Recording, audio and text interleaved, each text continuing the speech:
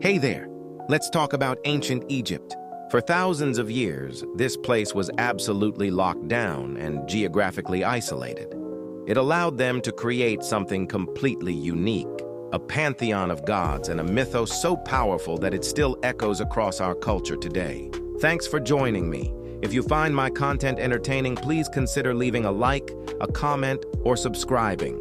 Or just let me know what you think in the comment section. Please, I need beer and gas monies. Haha, just jokes.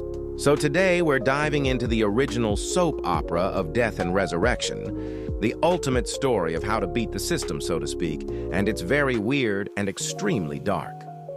Today we unravel the mysteries of Isis and Osiris. These two figures, along with Set and Horus, they aren't just ancient statues. They are the core of the Egyptian religious psyche, recognizable 5 millennia after their origins. The essential drama is a tale of brutal jealousy. Osiris's brother, Set, was so consumed by envy that he murdered Osiris, turned his body into 14 pieces, and then scattering them across the land. It's a grisly crime, right? But here's where the power of magic steps in. The wife, Isis, along with her sister Nephthys, searched high and low, gathering those pieces. Then, with the help of Thoth, the god of wisdom and magic, she literally put Osiris back together and brought him back to life, at least temporarily. She then conceived their son Horus. Osiris couldn't stay in the land of the living, but he wasn't gone forever. He became the ruler of the underworld, making him the world's first true resurrection story. This isn't just a bedtime story either, folks. This myth was the engine of Egyptian life, their be-all and end-all. Every year, they had massive 5-day public festivals celebrating the annual flooding of the Nile, which was the absolute source of life then. These weren't just parties either. They were a ritual reenactment of Osiris's death and rebirth. You see depictions of his burial, Isis mourning, and his eventual rising. And get this craziness. They would craft sacred seed kits. Sometimes models of Osiris himself, fill them with wet grain and paste, and bury them. When those seeds sprouted, it wasn't just farming for them.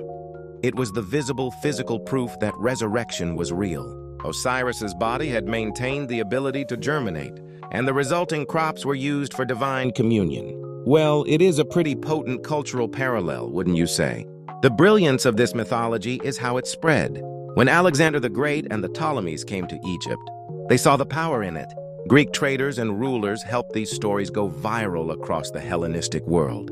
Around the 5th century BCE, the historian Herodotus actually identified Osiris with the Greek god Dionysus and Isis as his consort.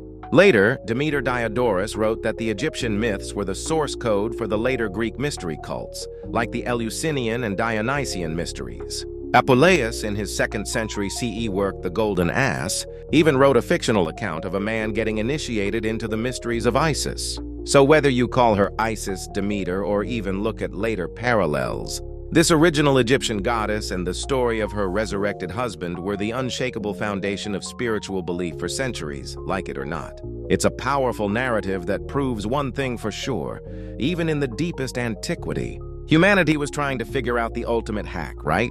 How to beat death and all that stuff. And for the Egyptians, they apparently had and lost the blueprint.